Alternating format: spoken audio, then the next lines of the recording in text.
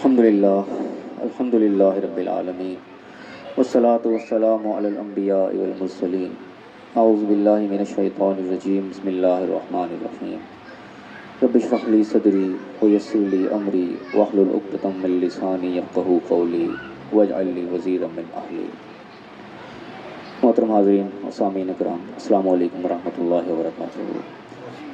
الحمدللہ قرآن پاک کا مطالعہ ہمارا جاری ہے۔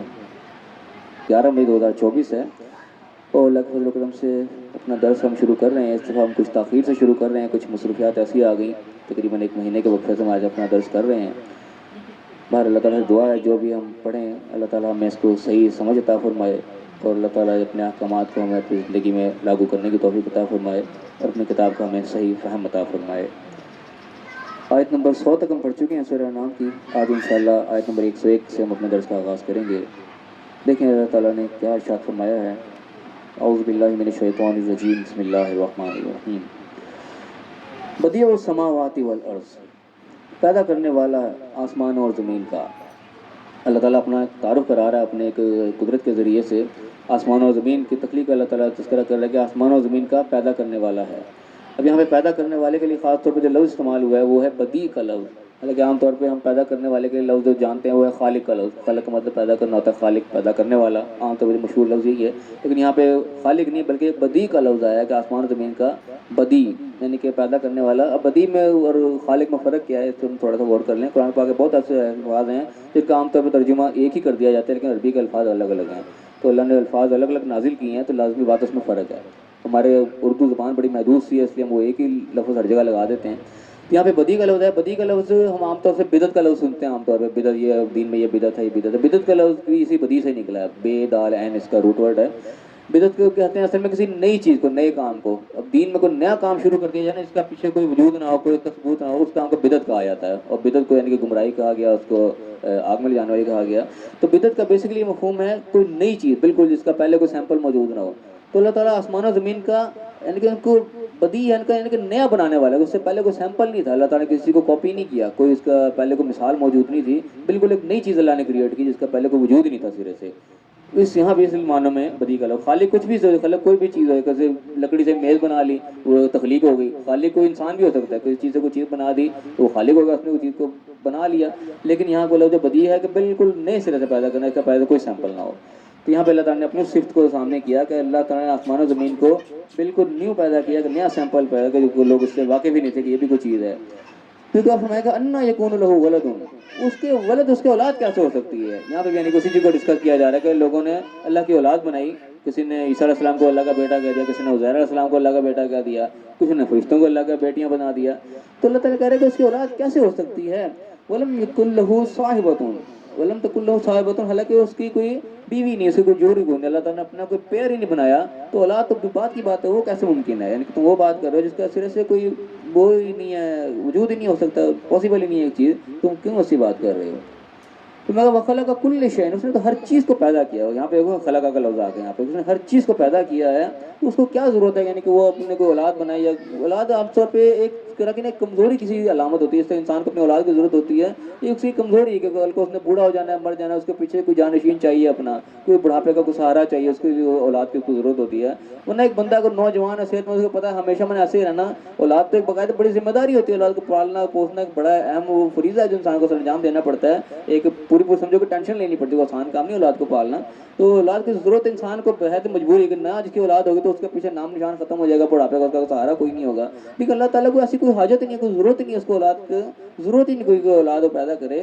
ہر چیز اس نے پیدا کی، ہر چیز اس کی ہی ہے، ہر چیز اس کے قبضہ قدرت میں ہے، وہ چیز چیز کا محتاج ہی نہیں ہے۔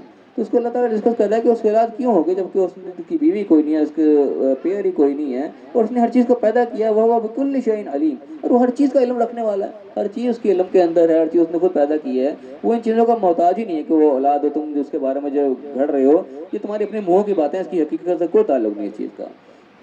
فرمایا کہ ذالکم اللہ ربکم، یہ ہے اللہ تمہارا رب، جو کہ کوئی اولاد نہیں ہے، جس نے زمین و آسمان کو بالکل نیو پیدا کیا، اس کا پہلے کوئی سیمپل نہیں تھا، اور وہ خالی زمین و آسمان نہیں، ہر چیز کا پیدا کرنے والے، کل شیء کا لفظ ہے کہ ہر چیز اسی نے پیدا کی، اور وہ ہر چیز کا جاننے والا بھی ہے، یعنی کہ پیدا کر کے، یعنی کہ پیدا کر کے بھول گیا، انسانوں کو کام کیا، اس کے بعد ویسے کو بھول پا جاتا ہے، بعد میں آتا ہے جب میں نے یہ کام کیا، اس نے ہر چیز کو پیدا بھی کیا، اور ہر چیز کو علم میں بھی، کوئی چیز کے علم سے باہر بھی نہیں ہے، یہ ہے اللہ تمہارا رب، لا الہ الا ہوا، اس کے علاوہ کوئی الہ نہیں ہے، خالق کل شیء، پھر بتائے گا ہر چیز کا پیدا کرنے والا وہی ہے، فاعبدوہ، اصل بات یہاں پہ ہے کہ فاعبدوہ، تم اس کی عبادت کرو۔ اب یہ بظاہر موٹی موٹی چیزیں سب کو پتہ ہے کہ ہر چیز اس نے پیدا کی ہے، ہر چیز کو علم میں ہے، یہ بات ہمارے کو خاص ہے، ہم عید کے حامل نہیں ہیں، لیکن اصل کیا چیز ہے کہ فاعبدوہ، اس کی ہی عبادت کرنی ہے۔ اصل پوائنٹ کی بات یہ ہے کہ یہاں پہ آ کے جو مسئلہ خراب ہوتا ہے کہ لوگ اللہ کو چھوڑ کے اوروں کی عبادت میں لگ جاتے ہیں۔ یہ چیز سب جانتے ہیں کہ اللہ نے ہر چیز کو پیدا کی ہے، ہر چیز کو اس کے علم میں بھی ہے، سب کے علم میں ہے، لیکن فاعبدوہ میں آ کے جو ہے گڑبڑ شروع ہو جاتی ہے کہ اللہ کو چھوڑ کے اوروں کی عبادت، اوروں کی غلامی، اوروں کے جو ہے اپنے حکموں کا ماننا شروع کر دیتے ہیں، اللہ کے حکم پس پوچھ جانا شروع ہو جاتے ہیں۔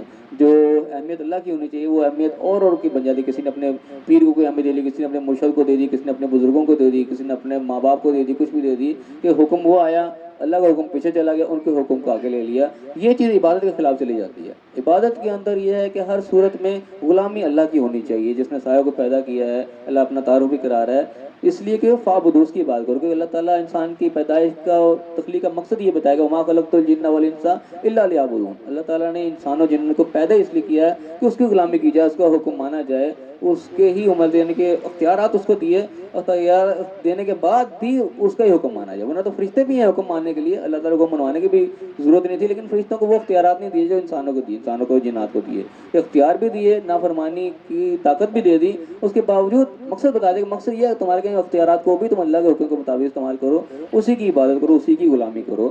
اصل بات بھی یہاں پہ لا کے ختم کی کہ سارے کو پیدا کرنے والا وہی ہے، تو فاعبدوہ، تم اس کی عبادت کرو، اس کی غلامی۔ عبادت کا مفہوم جو ہے اصل معنی وہ غلامی کی، بھی ہم ذہن میں رکھیں، عبادت کا مطلب خالی روزہ نماز یا حج زکات یہ نہیں ہے، اس کی عبادت کی ہے، جزویات ہیں، یہ عبادت کا حصہ ہیں، کل عبادت یہ نہیں ہے۔ عبادت کا مطلب ہی غلامی، عبد کہتے ہیں غلام کو ہے، ایک آقا ہے اور کوئی غلام ہے، غلام کے پاس نو کی کوئی آپشن نہیں ہوتی، جو حکم آقا نے دیا اس نے وہ کرنا ہوتا ہے ہر صورت میں۔ تو ہماری حیثیت اصل میں اللہ کے سامنے یہی ہے کہ ہمارے نو کی آپشن ہمارے پاس بیسکلی نہیں ہے، اللہ نے لیکن ہمیں اختیار دے دیا، ہم نو کر دیتے ہیں اللہ کو، لیکن حقیقت یہ ہے کہ ہم نے اللہ کو نہ نہیں کرنی، جو ہمیں اللہ حکم دے اس کو ہر صورت ہم نے نبھانا ہے۔ یہ ہمارا امتحان ہے یہاں پہ کہ ہم اس کو کس طریقے سے نبھائیں گے، کہاں تک ہم اس کو ان مشکلات کو جھیلیں گے جو ہمیں آئیں گے اس کے سامنے، امتحان جو ہم نے ظاہر ہے بالکل آسان امتحان نہیں، تھوڑی سی مشکلات ہیں، مشکلات جھیلیں گے تبھی آگے انعام و کرام بھی ملیں گے، جنت ملے گی، بالکل پلیٹ میں رکھ کے تو نہیں دے دی جائے گی۔ تو فاعبدوہ، عبادت اس کی کرو، وہو علی کل شیء وکیل، ہر چیز کا کارساز وہی ہے، ہر تمام یعنی کہ مسبب الاسباب وہی ہے، ظاہر میں کوئی چیز ناممکن نظر آ رہی ہے، کوئی مشکل نظر آ رہی ہے، لیکن اللہ پہ ہمارا بھروسہ ہے کہ اللہ ہمارا وکیل ہے، ہمارا کارساز ہے، ہمارے معاملات کو وہی سیدھا کرے گا۔ تو ہم فوکس اپنا یہ رکھیں کہ ہر صورت میں ہم نے اللہ کا حکم ماننا ہے، چاہے ہمیں سامنے مشکل نظر آ رہی ہے، کوئی اس مشکل میں بھی حل اللہ ہی نکالے گا، کارساز وہی ہے، کل شیء وکیل، ہر چیز کا وکیل، ہر چیز کا کارساز، کام بنانے والا تو وہی ہے۔ یہ ہمارا ایمان اللہ پہ کامل ہونا چاہیے، تمام چیزیں ایمان بالغیب کے اندر جاتی ہیں کہ غیب پہ ہمارا ایمان ہونا چاہیے، بظاہر میں اسباب واسے نظر نہیں آ رہے ہوں گے، بظاہر میں نقصان نظر آ رہا ہوگا، بظاہر میں لگ رہا ہوگا کہ ہم جھوٹ بول کے بچ جائیں گے، سچ بولے تو پھنس جائیں گے، لیکن جب اللہ پہ بھروسہ کامل ہوگا نہیں سچ بول کے بھی میں بچوں گا، جب اللہ نے سچ میں کامیابی رکھی ہے تو سچ میں ہی کامیابی ہوگی، بظاہر چاہے مجھے ناکامی نظر آ رہی ہے، وہ کامیابی جو ہے وہ غیب کے پردے میں ہے، وہ ہمارا غیب پہ ایمان پورا ہوگا تو ہم اس کو مانیں گے کہ ہاں کامیابی اسی کے اندر ہی ہے۔ ظاہر میں ہمیں چاہے شیطان یہ دھوکہ دے رہا ہو کہ بھائی سچ بولو گے تو مارے جاؤ گے، جھوٹ بولو گے تو بچ کے نکل جاؤ گے، لیکن نہیں، جھوٹ میں ہی ناکامی ہے، اللہ تعالیٰ نے سچوں کے ساتھ ہے، تو ہمارا اس پہ یقین کامل ہونا چاہیے، لیکن جائے گا ایمان بالغیب کے اندر، ہمارے بالغیب جو وہ مضبوط سے مضبوط اور ہمارا ہونا چاہیے۔ آگے سنائے گا ولا تدرکہ الابصار، آنکھیں اس کا ادراک نہیں کر سکتی ہیں، آنکھیں اس طریقے سے نہیں دیکھ سکتے، جیسے بعض چیزوں ہم کو ایسے احاطہ کر لیتے پوری چیز ہمیں نظر آ رہی ہے، اللہ تعالیٰ کو اس طریقے سے دیکھنا ممکن نہیں ہے، وہو یدرک الابصار، وہ آنکھوں کا احاطہ کر لیتا ہے، کیونکہ ہماری آنکھ جہاں بھی جا رہی ہے، آنکھوں کی خیانت بھی ذرا سی ہو رہی ہے، اللہ تعالیٰ اس کو دیکھ رہا ہے، اللہ تعالیٰ نے پوری ہماری نظر کا احاطہ کیا ہوا ہے، لیکن ہماری نظر اللہ تعالیٰ کا احاطہ نہیں کر سکتی، ہماری نظر اللہ تعالیٰ کو نہیں دیکھ سکتی، وہ لطیف الخبیر، وہ بالکل لطیف باریک بین بھی اور خبردار بھی ہے۔ یہ یعنی کہ ہمیں الرٹ کرنے کے لیے یہ چیز طریقے ہمارے اوپر ایک کیمرہ لگا ہوا ہے کہ اللہ تعالیٰ ہم ہر وقت واچ کر رہا ہے، ہم جو کچھ بھی کریں اللہ کی نظر سے موجل نہیں ہو سکتے، ہم نے ذرا سی آنکھ بھی ادھر سے ادھر بھی کی تو اللہ کو ضرور پتہ لگے گا، ہر چیز وہ باقاعدہ نوٹ ہو رہی ہوگی.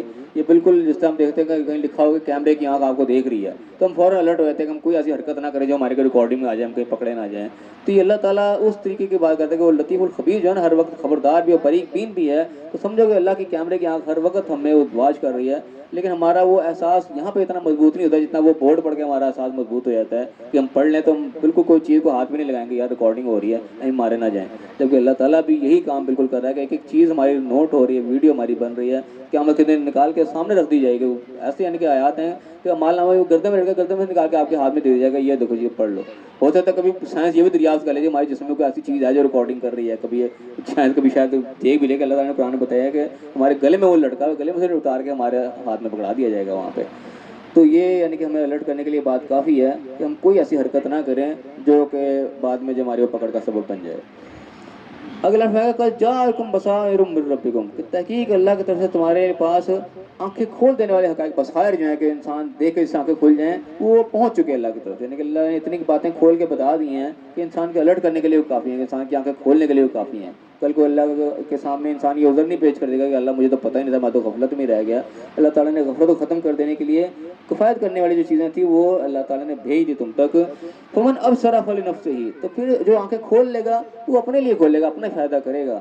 ومن عمی فعلیہا، تو جو اندھا بنا رہے گا اس کا وبال پھر اسی کو بری پڑے گا. یعنی کہ اللہ تعالیٰ نے جو حجت تمام کرنی تھی وہ کر دی، آگے ہمارے پر چھوڑ دے گا ہم اب کیا کرتے ہیں. اللہ تعالیٰ نے اپنے جو دلائل بھیجنے تھے، جو ہمیں الرٹ کرنے کے لیے چیزیں بتانی تھی، وہ سب اللہ نے بتا دیں، آنکھ کھول کے نشانیاں ہمارے سامنے رکھ دی ہیں. اب جو ان کو آنکھ کھول کے دیکھ لے گا یا وہ اپنا فائدہ کرے گا، ورنہ جو بلی کو دیکھ کے وہ کبوتر کی آنکھیں بند کر لے گا، اس نے کہ بلی نہیں ہے، وہ اپنے نقصان کرے گا. بلی وہاں پہ ہوگی تو آگے تو بوجھ لے گی، وہ ہمارا ساتھ ہوگا. جو اندھا بنے گا وہ اس کے اوپر ہی پڑے گا، کسی کا کوئی نقصان نہیں ہوگا.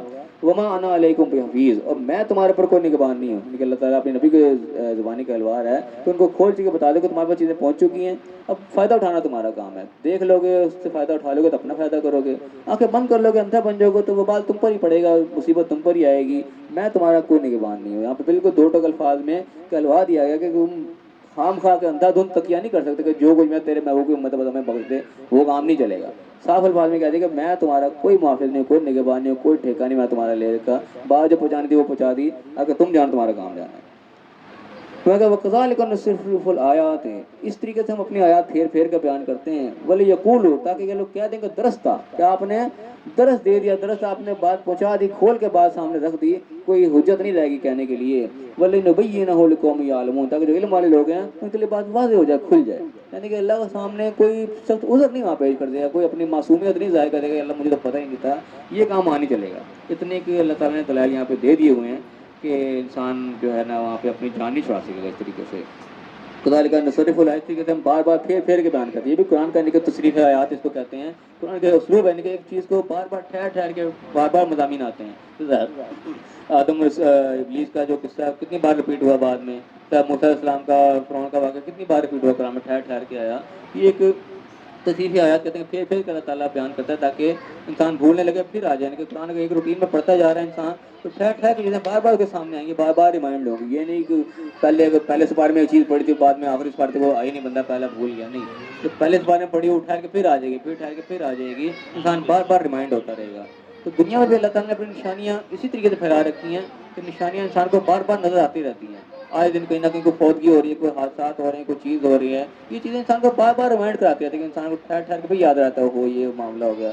اکثر ایسا ہوتا ہے کہ فوتگی وغیرہ ہوتی ہے، اچانک بندہ بڑا غمگین ہوتا ہے اور بڑا اس سے سبق حاصل کرتے دیکھو کیا ہوا، جوان جان تھا، یہ تھا وہ تھا. کچھ عرصہ ہوتا ہے پھر بھول بھال جاتا ہے، پھر کچھ عرصے بعد پھر کوئی ایسا واقعہ نہ جاتا ہے، پھر انسان کے پیچھے سارا کوئی تازہ، پھر انسان بیٹھ کے ساری باتیں یاد کرتا ہے، فلاں وقت پہ ایسا ہوا، فلاں وقت پہ ایسا ہوا.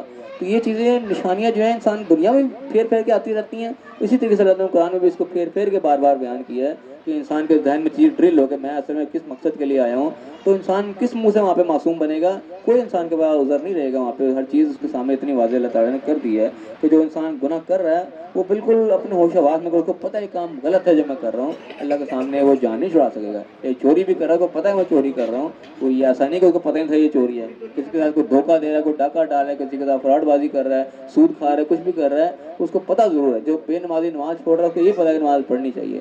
تو اسی قسم کے جتنے بھی سارے انسان گناہ کر رہے ہیں اس کے سامنے اتنی چیزیں اللہ نے واضح ضرور کر دی ہیں کہ کل کو وہ عذر نہ پیش کر سکے اپنا. آگے اللہ تعالیٰ نے پھر اپنے نبی سے حکم کے فرمایا مخاطب ہو کے کہ اتبع ما اوحی الیک من ربک، اتباع کرو اس چیز کی جو تیری طرف وحی کی جا رہی تیرے رب کی طرف سے. یعنی کہ مخاطبت نبی کو یہ نہیں کہ نبی کے ذریعے پوری امت کو مخاطبت ہے کہ جو وہی تم پر کی جا رہی ہے، جو پیغام اللہ کی طرف سے پہنچ رہا ہے اس کی اتباع کرو، اس کی پیروی کرو، اس کے پیچھے چلو. اپنی مرضیاں نہیں چلنی، جو اللہ کی طرف سے حکم آئے ہیں اس کی پیروی کرو، اس کی اتباع کرو. لا الہ الا ہوا، کوئی الہ نہیں ہے مگر وہ. پھر وہی بات ریپیٹ کریں کہ الہ کی عبادت کی جاتی ہے، الہ کو معبود کہا جاتا ہے. اس کے سوا کوئی الہ نہیں ہے، کوئی معبود نہیں ہے، کوئی ایسی ہستی نہیں ہے جس کی عبادت کی جائے، جس کے حکم جو ہے بغیر چونو چرا مان لیا جائے. وہ صرف اللہ ہوا، اس کے سوا کوئی نہیں ہے. وہ عارض عن المشرکین، اور مشرکوں سے کنارہ ہو کر، مشرکوں کے ساتھ نہیں گھل مل جانا، ان کے رنگ میں نہیں رنگ جانا، ان سے ذرا بچ کے رہنا ہے. مشرکوں تک بات پہنچانی ہے. راز کا یہ مطلب نہیں کہ ہم ان کے ساتھ تبلیغ کرنا چھوڑ دیں، ان کے بالکل وہ کر لیں. کنارہ رہ کے ان سے بچ کے چلنا ہے، ان کے رنگ میں نہ رنگے جائے کہ ہم دوستیاں بڑی دوستی تو بڑھائی تھی ان کو تبلیغ کرنے کے لیے، الٹا وہ خود ہی ان کے رنگ میں رنگ گئے بجائے اس کے کہ ان کو اپنے رنگ میں رنگتے. تو ان سے کنارے ہو کے رہنا، ان سے بچ کے چلنا ہے، عارض عن مشرکوں سے بچ کے ذرا.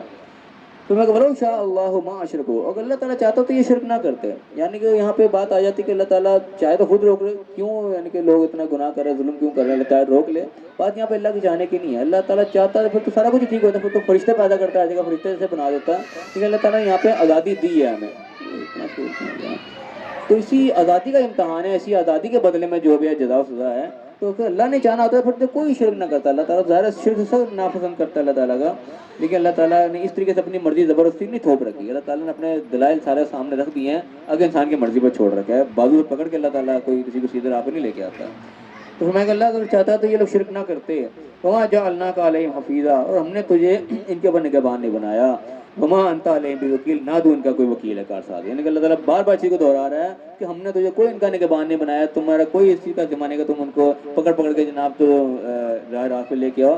کام ہے بات کو پہنچا دینا کہ حجت تمام ہو جائے، اگلا بندہ غفلت میں نہ رہے، کوئی کیا کہتے ہیں نا غفلت میں نہ مارا جائے، بات پہنچ جائے اس تک. وما انت علیہم بوکیل، آپ ان کے اوپر کوئی وکیل نہیں، کوئی داروغہ نہیں ہے. آپ کو اللہ کے دربار میں جا کے ان کا کیس نہیں لڑیں گے، انہوں نے خود اپنا کیس لڑنا ہوگا. جو کر کے آئیں گے وہی بھگتیں گے، آپ ان کی وکالت نہیں کریں گے. ابھی دیکھو نا یہاں پہ ہمارے کتنا عقیدہ اس چیز کے اوپر، کئی لوگوں کے ایسے ہے کہ بس وہ شفاعت کے اوپر ہی بیٹھے ہوئے، جو کبھی نبی بڑا لمبا سجدہ کریں گے بس سارے کے سارے بخش جائیں گے، جب تک بخشش نہیں کروائیں گے سجدے سر نہیں اٹھائیں گے. ایسی ایسی چیزیں ہیں، لیکن اس طریقے سے نہیں جس طریقے سے کو سمجھا گیا ان چیزوں کے مفہوم کچھ اور ہیں. قرآن بالکل واضح بات کر رہے ہیں کہ آپ ان کے اوپر کوئی محافظ نہیں ہے، کوئی وکیل نہیں ہے، آپ کا کوئی اس معاملے میں ذمہ نہیں ہے. آپ کا کام بات پہنچا دینا ہے. ایسا نہیں کہ بس پکڑ پکڑ کے جنت میں لے جا کے چھوڑیں گے، ایسا کوئی معاملہ نہیں ہے. اس کے مطابق بہت حدیث اس قسم کی ملتی ہیں جس میں اللہ تعالیٰ نے نبی نے صاف کہا کہ بھائی دنیا میں جو میں سے لینا ہے لے لو، قیامت کے دن میں تمہارے کوئی کام نہیں آنے لگا. تو جہاں پہ وہ حدیث ملتی ہیں دوسری ہی ملتی ہیں. تو جو اس قسم کا مفہوم لے لیا جاتا ہے نا کہ بس سجدہ ہوگا تو بس جب تک بخشش نہیں ہوگی سجدے سر نہیں اٹھائیں گے، ان کے مفہوم اس طریقے سے نہیں ہے، ان کے مفہوم اور طریقے سے ہیں. کوئی سمجھنے میں غلطی لگ جاتی ہے، ورنہ یہ آیات جو ہیں پھر تو بیکار ہے اس حساب سے کہ اللہ تعالیٰ صاحب کہہ رہے کہ تم وکالت کوئی نہیں کرو گے. اگر یوں ہی بخشوا کے لے جانا ہے پھر تو ٹھیک ہے، پھر کوئی عمل نہ کرے پھر نبی لے جائیں گے. اللہ کہہ رہا ہے کہ نہیں تم اس کو محافظ نہیں ہو، کوئی داروغہ نہیں ہو، یہ کوئی طریقہ نہیں کسی کو جنت میں لے جانے کا. اس بیس پہ کسی کو جنت نہیں ملے گی، اعمال سے ہی ملے گی. پھر میں کہا ولا تسبوا الذین، یہ آخری آیت جو پڑھی یعنی کہ اہم آ رہی ہے، کہ آخری نہیں بلکہ ابھی اور چلیں گی. تو ولا تسبوا الذین یدعون من دون اللہ ہے، تو تم ان کو جن کو یہ اللہ کے سوا پکارتے ہیں ان کو گالیاں مت دو، ان کے اوپر یعنی کہ ان کو برا بھلا نہ کہو، ان کی توہین نہ کرو، ان کے شان میں گستاخی نہ کرو. ایک طرح کے دیکھ لیا جن کو یہ اللہ کے سوا پکارتے ہیں. فَيَسُبُّ اللَّهَ عَدْوًا بِغَيْرِ علم، تو یہ بغیر علم نہ ہو، بغیر علم کے دشمنی میں آ کے اللہ کو برا بھلا کہیں گے، اللہ کی شان میں گستاخی کریں گے. یہ ایک بڑا اہم پوائنٹ ہے یہاں پہ کہ جب انسان کسی کو تبلیغ کر رہا ہے، کسی تک بات پہنچا رہا ہے، تو اس میں یعنی کہ اس حد تک نہیں جانا کہ جو انہوں نے اپنے معبود بنا رکھے ہیں یا اپنے بزرگ بنا رکھے ہیں جن کے ان کے دلوں میں عزت احترام ہے، ان کو ٹارگٹ نہیں کرنا، ڈائریکٹلی ان کو برا بھلا نہیں کہنا.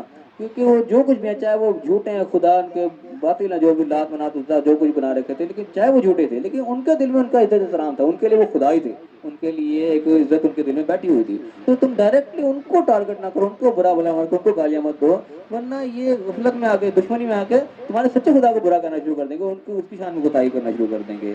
تو یہ یعنی کہ پوائنٹ کی بات ہے، جب انسان تبلیغ کا کام کر رہا ہے، کوئی اس قسم کا کسی کو بات سمجھا رہا ہے، تو ایسی دکھتی رکھو اس کو نہ چھیڑے جو اس سے ایسی تکلیف پہنچے کہ وہ بجائے صحیح راستے میں آنے کے اور الٹا ہو جائے، یعنی کہ وہ اللہ کے شان میں گتائی کرنا شروع کر دے. اس حد تک کو نہیں چھونا. یہ ایک नाजुक बात है, एहतियात की बात है कि जैसे कहते हैं ना कि उदू इला रब्बिक बिल-मौइज़ति वल हसना, कि तुम अपने रब की तरफ बुलाओ अच्छे वाज़ व नसीहत के साथ, तरीके से, हिकमत के साथ। तो इस हिकमत का तकाज़ा ये है कि उन हस्तियों को डायरेक्टली टारगेट ना करो जिनके उनके दिल में इज़्ज़त एहतराम बैठे हुए हैं, चाहे वो गलत हैं चाहे जो भी हैं, लेकिन डायरेक्टली टारगेट करोगे तो उनके दिल में इज़्ज़त बैठी हुई है, उनको चुभेगी वो चीज़, वो उल्टा तुम्हारे पे हमलावर हो जाएंगे, बजाय बात समझने के उल्टा और बात बिगड़ जाएगी। इस चीज़ की एहतियात रखना ज़रूरी है।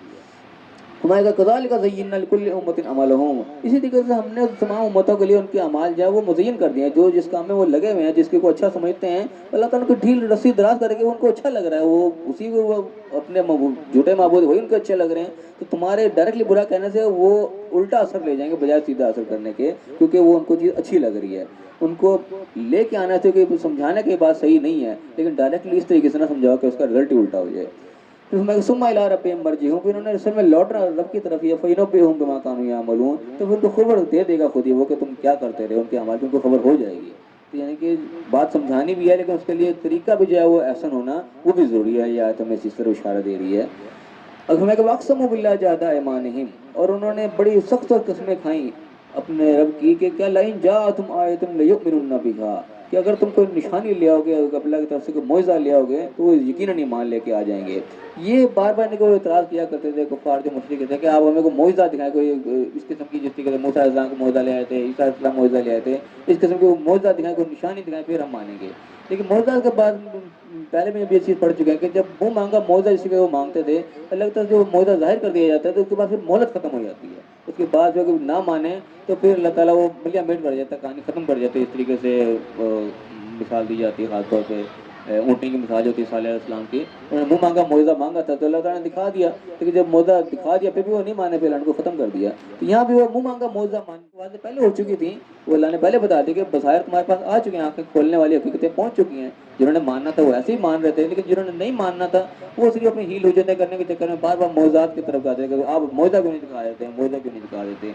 उसकी बात अल्लाह कह रहे हैं कि बड़ी कस्में खा खा के ये कह रहे हैं कि अगर मोइज़ा दिखाए तो हम ज़रूर ईमान लेके आ जाएंगे। कुल कह दो उनसे, जवाब दे दो कि इन्नमल आयातु इंदल्लाह, कि निशानियाँ तो सारी अल्लाह के पास है। ये मोइज़ा दिखाएं, निशानी दिखाएं, ये मेरे बस की बात नहीं है, वो अल्लाह के पास ही है। अल्लाह की हिकमत अल्लाह नहीं दिखाना चाहता, तो बात उसी हिकमत वही अल्लाह ताला ने मुख्तलिफ आयात में बयान की कि जब इस किस्म का जो मोइज़ा जब आ जाता है तो फिर काम खत्म हो जाता है। भाई आखिरी उम्मत थी, इसको इस तरीके से ज़ाहिर खत्म तो नहीं करना था, तो इसलिए वो जिस तरीके से मोइज़ात मांग रहे थे वो अल्लाह ताला की उसकी हिकमत के खिलाफ चीज़ थी। तो उसका जवाब ये दिलवाया कि तुम ये जवाब दो कि उसकी निशानी जो अल्लाह के पास ही है। वमा युशइरुकुम, और तुम्हें इसका शोर नहीं है, अन्हा इज़ा जात ला युमिनून, कि जब वो निशानी आ भी गई तो नहीं मानेंगे। यानी कि बात वही निकलेगी, मुँह मांगा मोइज़ा आ जाएगा लेकिन फिर नहीं मानेंगे, और नहीं मानेंगे तो फिर मोहलत खत्म हो जाएगी। वो अल्लाह ताला का कानून है, जब मुँह मांगा मोइज़ा दिखाता है फिर मोहलत खत्म कर दी जाती है। वो ज़ाहिर अल्लाह ताला ने नहीं करनी थी। तो कह रहे हैं तुम्हें इस शोर नहीं है कि ये मोइज़ा देख के भी ये नहीं मानेंगे, क्योंकि जो मानने के लिए ज़रूरियात चाहिए वो आ चुकी थी। मानने जिन्होंने मानना था वो मान चुके थे, जो नहीं मानने थे वो सिर्फ बहाना बना रहे थे इसका, जब मोइज़ा लिया तो मान लेंगे। माना उन्होंने फिर भी कोई नहीं था। मोइज़ा मंगवा कर उन्होंने बाकियों का भी जो है वो बेड़ा गर्क करवा देना था कि आगे जो मानने वाले थे वो भी सब उस वक़्त ज़ाहिर है वो ख़त्म हो जाते, वो कुफ़ार की लिस्ट में होते, तो सबके सब अदा फिर वो बराबर आ जाता सब पर। इसलिए अल्लाह ताला ने मुँह मांगा मोइज़ा उनको नहीं दिखाया। तो मैं कहा वनुक़ल्लिबु अफ़इदतहुम व अब्सारहुम कमा लम युमिनु बिही, फिर हम उनके दिल और आँखें फेर देते हैं क्योंकि वो पहली बार ईमान नहीं लेके आए थे। यानी कि जो ईमान लाने का मौका था, जहाँ पे वादे दलाइल आ चुके थे, वहाँ पे ईमान ले आना चाहिए था, वहाँ पे वो नहीं लेके आए थे। तो अब उनकी तरफ से यानी कि अल्लाह की तरफ से एक किस्म की मोह ऐसी लगी थी कि वो मुँह मांगा मुआवज़ा भी मंगवा रहे थे, तो उन्होंने ईमान नहीं लाना था, क्योंकि ईमान लाने के लिए पहले तकलीफ हो चुकी थी, जितनी ज़रूरियात थी वो अल्लाह ने भेज दी थी। क्योंकि वो नहीं लेके आए थे अव्वला मरतन, पहली बार में। वनज़रहुम फ़ी तुग़यानिहिम यअमहून, तो उनकी तुग़यानी में, उनकी सरकशी में उनको छोड़ दिया अल्लाह ने कि उसमें वो बहकते रहें। क्योंकि उनके इनकार की वजह उनकी तुग़यानी जो सरकशी थी, कोई ऐसी चीज़ नहीं थी कि उनको वाज़ह नहीं हो रही थी, तो उसकी वज़ाहत के लिए कोई मुआवज़ा मंगवा रहे थे, ऐसी बात नहीं। तो अल्लाह ने कहा कि तुम्हें शोर नहीं है इसका, ये फिर भी नहीं मानेंगे, क्योंकि ये पहली बार ही नहीं माने, जो कि मानने वाली बात थी वही इन्होंने नहीं मानी, तो इन्होंने मुझसे से भी कोई नहीं मानना, बल्कि उल्टा औरों का नुकसान करना है। तो अल्लाह ताला ने उनको छोड़ दिया उनकी तुग़यानी में, तुम भटकते फिरो अपनी तुग़यानी में। तो यहाँ ये हमारा ये रुकू भी ख़त्म होता है, तो साथ ही हमारे 7 सिपारे भी जो है वो मुकम्मल हो रहे हैं। तो इस रुकू के जो मेन पॉइंट्स हैं उनको भी एक दफ़ा निगाह मार लें, तो उसके बाद इंशाअल्लाह कुछ सवालात और करेंगे। सबसे पहली बात ये अल्लाह ने बताई कि अल्लाह ताला जो है आसमान और ज़मीन का बिल्कुल नया पैदा करने वाला है। इससे पहले इसका कोई वजूद नहीं था, कोई सैंपल नहीं था, अल्लाह ताला ने बिल्कुल नई चीज़ पैदा की। اور اس کے بعد تم جو اولاد کی بات کرتے ہو، اللہ تعالیٰ کی شان کے لائق ہی نہیں ہو، کیسے ہو کہ ہاں اولاد ہوگی، جبکہ اس نے اپنا ہمسر ہی کوئی نہیں بنایا، اس نے پیر اپنا جوڑا ہی کوئی نہیں بنایا، اور اس نے ہر چیز کو پیدا کیا ہے، وہ ہر چیز کی خبر رکھنے والا ہے. یہ اللہ تمہارا ہے، اس کی تم عبادت کرو. اصل میں یہ تمہارا الہ ہے، اس کے علاوہ کوئی الہ نہیں ہے تمہارا. وہ ہر چیز کا پیدا کرنے والا ہے، تم اس کی عبادت کرو. جو تمہارا کام کرنے کا ہے تم اس کی عبادت کرنا ہے، نہ کہ تم اس کے خاندان و کنبہ بنانے بیٹھ جاؤ، اس کی اولاد بنانے بیٹھ جاؤ. یہ تمہارا کام نہیں ہے. تمہارا کام جو ہے اس کی عبادت کرنا، اس کی غلامی کرنا، اس کے احکامات کو ماننا ہے بس. تو میں کہ وہ ہر چیز کا وکیل، ہر چیز کا وہ کارساز ہے. اس کے بعد یہ بتایا کہ آنکھیں اس کا ادراک نہیں کر سکتی، وہ آنکھوں کا ادراک کرتا ہے، اور وہ لطیف الخبیر ہے، باریک بین اور خبردار ہے. اس میں جو ہمیں نشانی ملے گی، کوئی بھی ہم کام کریں وہ اللہ کے سے چھپ نہیں سکتا. تو ظاہر ہے ہمیں پھر اسی طریقے سے الرٹ رہنا چاہیے، جس طرح ہم کیمرے کو دیکھ کے الرٹ رہتے ہیں کہ ہماری ریکارڈنگ ہو رہی ہے، کوئی فالتو حرکت نہیں کرتے. اس طرح دنیا کو بھی اسی طریقے سے لے کے گزارے کہ ہماری ہر چیز کی ریکارڈنگ ہو رہی ہے، کوئی ایسی حرکت نہ کریں جو قیامت کے دن ہماری رسوائی کا سبب بنے. کیونکہ اس دن کی رسوائی بھی جو ہوگی اس کا بھی میاں تصور نہیں کر سکتے. جب پوری دنیا وہاں پہ جمع ہوگی، ہمارے چاہنے والے بھی ہوں گے، ہمارے عزتیں کرنے والے بھی ہوں گے سامنے، ان کے سامنے کو ایسا پول کھلے گا کسی کو پتہ ہی نہ ہو، تو وہاں کیا رسوائی انسان کا اندازہ لگا کیا ہوگا معاملہ. تو اللہ تعالیٰ کہہ رہے ہیں باریک بھی خبردار ہے، تمہاری آنکھوں کی حرکت کو بھی جو ہے وہ اس کو ادرا کرتا ہے کہ تمہاری نظر بھی کہیں خیانت کر رہی ہے تو وہ اللہ کے علم میں ہے. تو ہر چیز کو احتیاط سے چلو کہ تمہاری ریکارڈنگ ہو رہی ہے ہر چیز کی.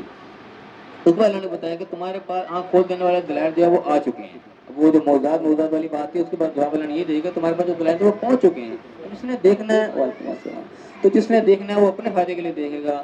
جو اندھا بنا رہے گا، جو پھر موضوعات کے چکر میں لگا رہے گا، تو وہ اپنا ہی نقصان کرے گا. اور اپنے نبی کے ذریعے کہلوا دیا کہ میں تمہارا کوئی حفیظ نہیں، کوئی حفاظت، کوئی نگہبان نہیں ہوں. میں نے تمہارا کوئی وہاں پہ معاملہ نہیں لڑنا. تم جانو تمہارا کام جانے، نقصان کرو گے تو اپنا ہی کرو گے. اللہ میں اسی طریقے سے پھر بار بار میں نشانی اپنی دہراتا ہوں لوگوں کے سامنے، تاکہ وہ کیا اٹھیں کہ ہاں پیغام ہم تک پہنچ چکا اور واضح ہو جائے جو لوگ علم حاصل کرنے والے ہیں ان کے لیے کوئی بات چھپی نہ رہے. اس کو اللہ نے حکم دیا کہ اتباع کرو، پیروی کرو اس چیز کی جو تمہاری طرف وہی آئی، تمہارے رب کی طرف سے. اور وہ کیا ہے ہم جانتے ہیں، سب سے بڑی وہی وہ قرآن ہی اللہ کی طرف سے جو آئی ہے. ہم نے اس کی اتباع کرنی ہے، اس کی پیروی کرنی ہے، جو حکام اس میں آئے ہیں اس کے مطابق ہم نے چلنا ہے. اس کو فرمایا کہ تمہارا الہ کوئی نہیں ہے، اور مشرکین سے تم نے بچ کے رہنا. مشرکین کا رنگ میں نہیں تم نے رنگنا، ان سے اپنے آپ کو کنارے رکھنا ہے، بچ کے چلنا ہے ان سے. اور وہ فرمایا کہ اللہ چاہتا تو یہ لوگ شرک کرتے ہی نا، یعنی کہ اللہ تعالیٰ نے زبردستی کو سب کو لانا ہوتا ہے راہ راست پہ تو اللہ لے آتا پھر. لیکن اللہ تعالیٰ نے ظاہر زبردستی کی نہیں ہے، دنیا کو اللہ تعالیٰ نے اختیار پہ چھوڑا ہے ہماری. اور پھر دوبارہ کہلوا دیا کہ تم کہہ دو کہ میں تمہارے پہ کوئی محافظ بھی نہیں ہوں، تمہارا وکیل بھی نہیں ہوں، کہ ہمیں کے دن میرے پہ نہیں تکیہ کریں کہ میں تمہارا کیس لڑ کر تمہیں جو میں جنت میں پہنچا دوں گا. ایسا نہیں ہوگا. بات یہاں کھول کے رکھ دی گئی ہے اگر تم نے چلنا ہے اس کے مطابق. اور دوبارہ اہم بات یہ بتائی کہ جو لوگ اللہ کے سوا دوسروں کو پکارتے ہیں، ان کو جو پکارا جا رہا ہے، تم ان لوگوں کو تم نے برا نہیں کہنا، ان لوگوں کو تم نے جو ہے ان کو برا بلا نہیں کرنا، ان کو گالیاں نہیں دینا، ان کی شان میں تم نے اس کی گستاخی نہیں کرنی. دشمنی میں آ کے وہ اللہ کی شان میں گستاخی کرنا شروع کر دیں. یہ ایک احتیاط کا پہلو ہے وہ لازمی تھام کے رکھنا ہے. کیونکہ اللہ تعالیٰ کہہ رہے کہ اللہ تعالیٰ کے اعمال کو مزین کر دیا ان کے پیچھے، کہ ان کو اچھے لگ رہے ہیں، چاہے وہ غلط ہیں لیکن ان کو اچھے لگ رہے ہیں. تو تم نے اس معاملے میں ضرور احتیاط رکھنی ہے.